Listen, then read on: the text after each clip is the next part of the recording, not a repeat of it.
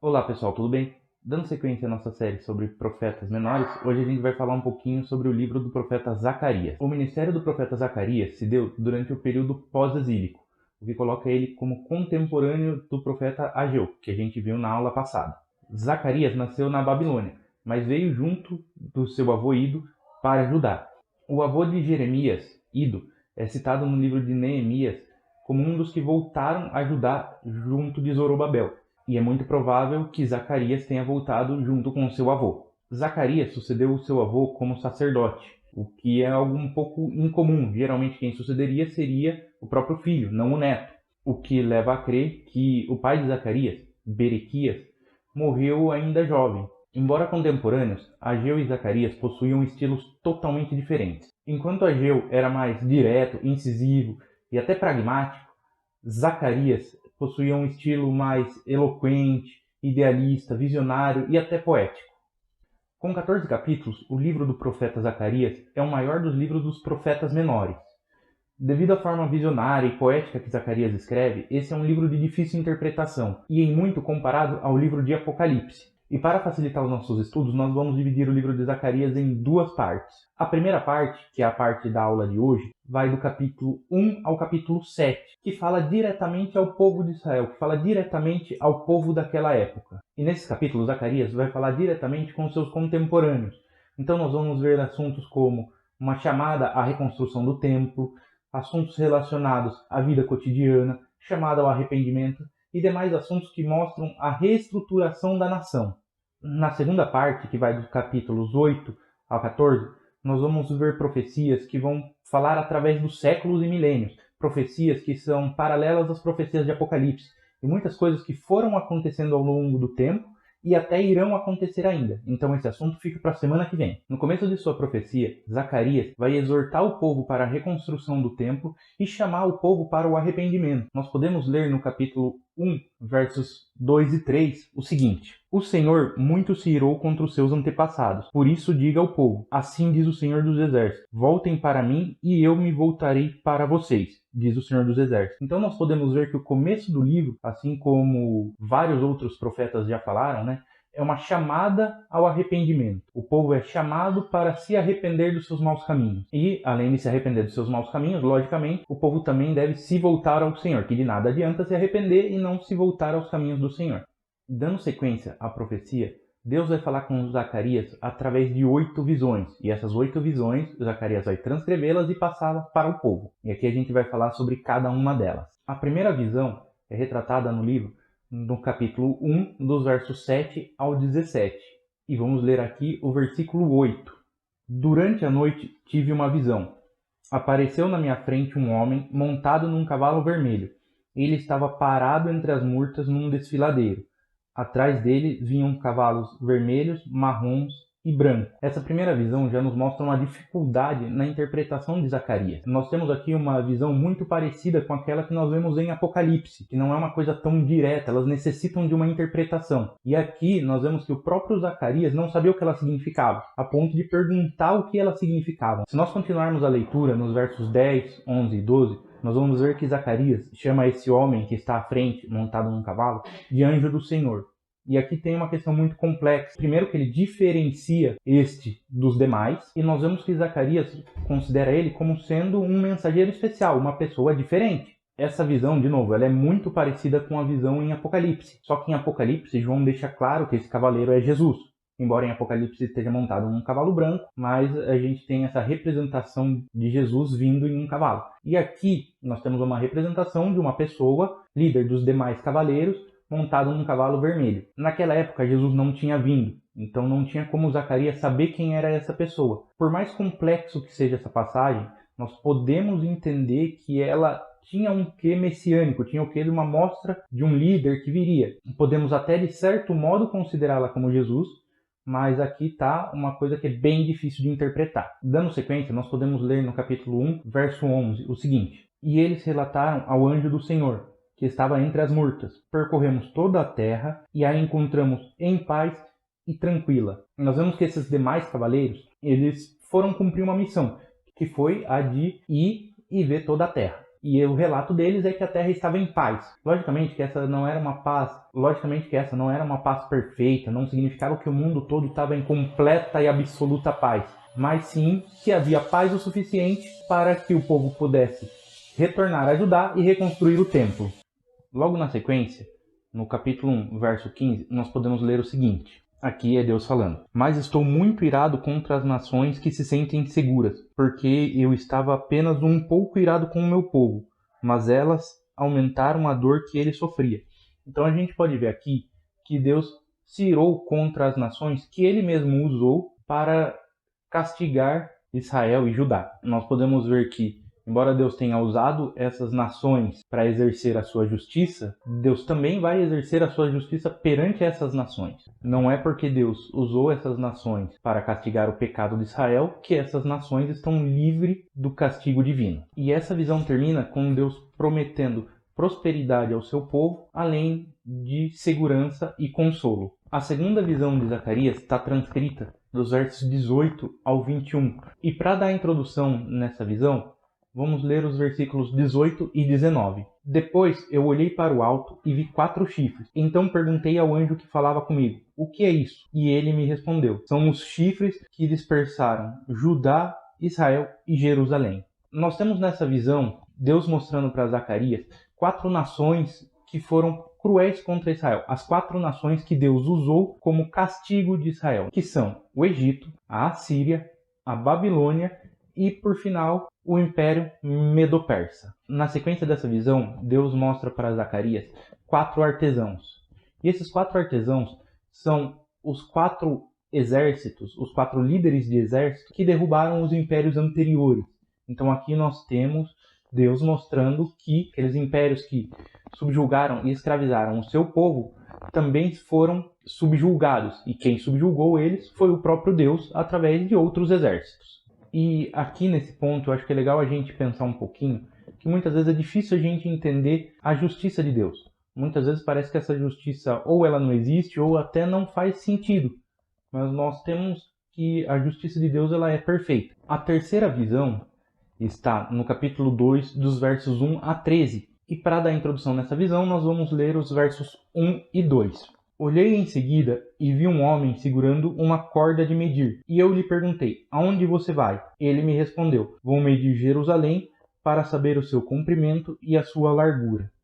Naquele tempo, muitos dos exilados achavam que era impossível voltar para Jerusalém, seja por uma questão física, que eles achavam que não caberia mais as pessoas dentro de Jerusalém, e também pela questão de segurança, porque eles achavam que Jerusalém estava totalmente exposta, já que não tinha mais muros, não tinha mais templo, já que não tinha mais nada. Já que Jerusalém estava totalmente destruída, muitos dos exilados achavam que sequer valia a pena voltar para aquela terra. Mas quanto a isso, nós vemos nessa visão que Deus mostra o tamanho da Jerusalém, né?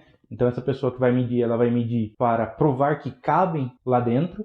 E também podemos ver no verso 5 que o próprio Deus fala que ele vai ser um muro de fogo para Jerusalém. Então Jerusalém está totalmente protegida. Jerusalém vai se tornar o lugar mais protegido da terra, porque a sua proteção não é física, mas sim espiritual. Como dito, o próprio Deus vai proteger Jerusalém. E só um pequeno parênteses aqui, finalizando essa profecia, lá para o verso 11, a gente pode ver uma profecia bem futura, algo que vai acontecer lá na frente. Então aqui a gente já tem um começo de uma visão escatológica, apocalíptica, porque ele vai falar que muitas das nações vão se unir e buscar o Senhor. E como a gente já sabe, naquela época os deuses eram locais, então era praticamente impossível um israelita, um judeu, acreditar que outros povos iriam buscar o seu Deus. Então aqui a gente já tem uma visão futurística mostrando que Deus vai reinar para muitos os povos, não apenas para aquele povo pequeno. A quarta visão de Zacarias está contida no capítulo 3, de versos 1 a 10, ou seja, o capítulo todo. E aqui só para a gente ter uma ideia, vamos ler o primeiro verso. Depois disso, ele me mostrou o sumo sacerdote Josué diante do anjo do Senhor, e Satanás à sua direita para acusá-lo. Naquele período, os judeus que haviam sido deportados tinham perdido todos os seus ritos, tinham perdido todas as suas religiosas. Eles não podiam mais cultuar a Deus do modo que eles cultuavam anteriormente. Nós vemos aqui, nessa visão de Zacarias, que Deus manda retornar o sacerdócio antigo, ou seja, Deus está reestruturando o sacerdócio. Deus está reestruturando para Israel tudo aquilo que sempre foi importante, tudo aquilo que sempre diferenciou eles como povo de Deus.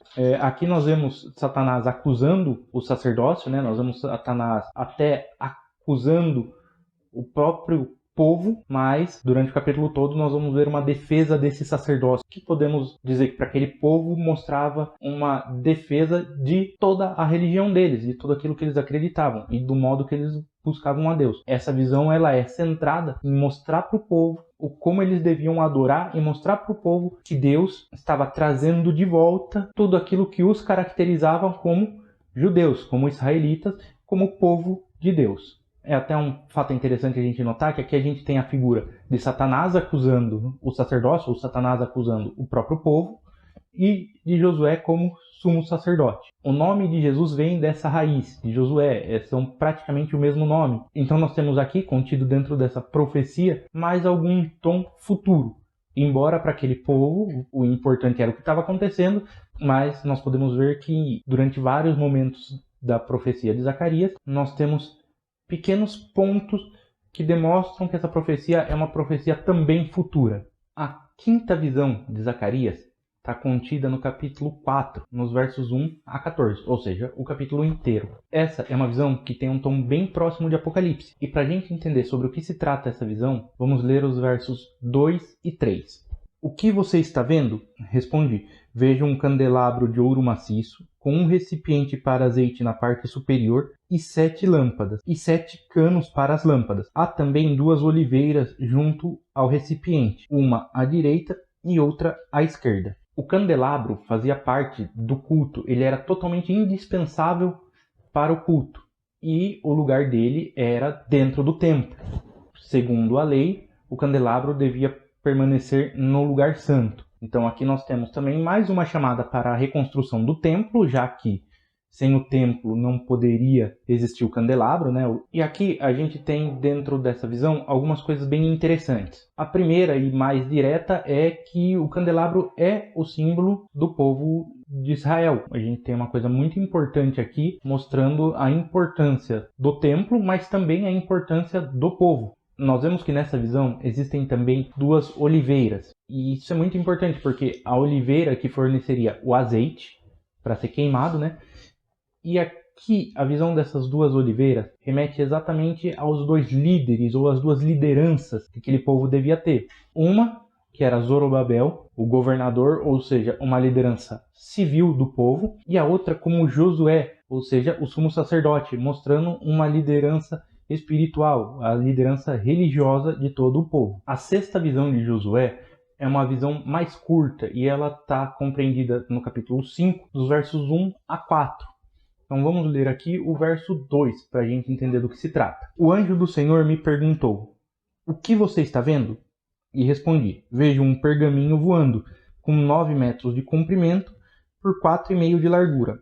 Ou algumas versões vão colocar como 20 côvados de comprimento e 10 côvados de largura. É interessante que essa medida de 20 côvados de comprimento por 10 de largura, ou 9 metros por 4,5 metros, era a medida do pórtico do templo. Era ali que a lei era lida para o povo. E dentro desse pergaminho estava escrito uma maldição sobre todo aquele que rouba ou que jura falsamente. E aqui a gente vê que é uma chamada de Deus sobre o povo, porque o povo, quando veio para reconstruir o templo, jurou que ia reconstruir esse templo e pegou fundos, pegou dinheiro para a reconstrução do templo. Ou seja, se o povo não cumprisse a promessa de reconstruir o templo, eles iriam estar pecando contra o próprio Deus, e aí toda essa maldição que Deus escreveu dentro desse pergaminho cairia sobre o próprio povo. Então aqui a gente tem Deus não só alertando, como cobrando o povo que eles fizessem aquilo que eles prometeram que ia fazer. Ou seja, a reconstrução do templo não era só um sonho, era uma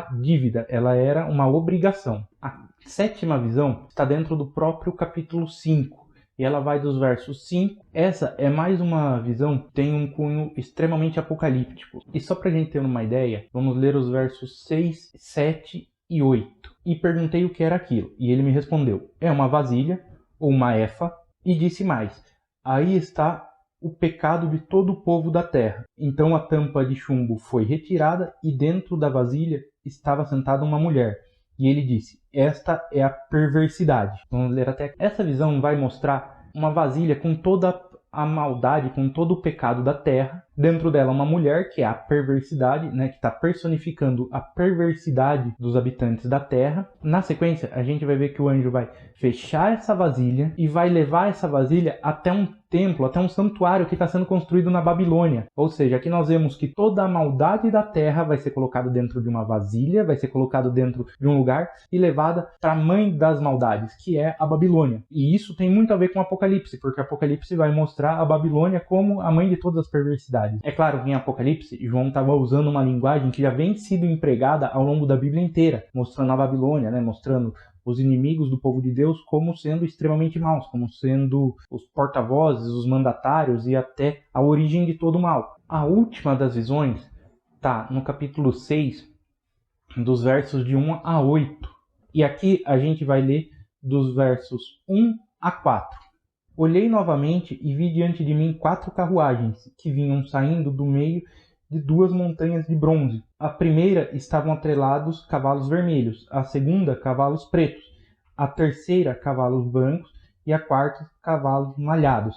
Todos eram vigorosos. Os primeiros cavalos são os carros que representam a guerra que já passou, ou seja, a conquista da Babilônia pelo Império Medo-Persa. Os próximos cavalos mostram o juízo de Deus para os outros povos. Então a gente vai ter a própria queda da Pérsia, vai ter a queda do restante da Babilônia, a gente vai ter a queda do Egito. Então aqui a gente já tem uma previsão futura, mas futura de relativamente curto prazo, mostrando a queda dos inimigos do povo de Deus, mas também uma visão, de novo, bem apocalíptica, mostrando o futuro, mostrando a queda futura de todos aqueles que são contrários ao povo de Deus. Bem, gente, essa foi a primeira parte do estudo sobre o livro de Zacarias. Na próxima semana nós vamos falar sobre os capítulos de 8 a 14, que são capítulos bem complexos de se entender, né?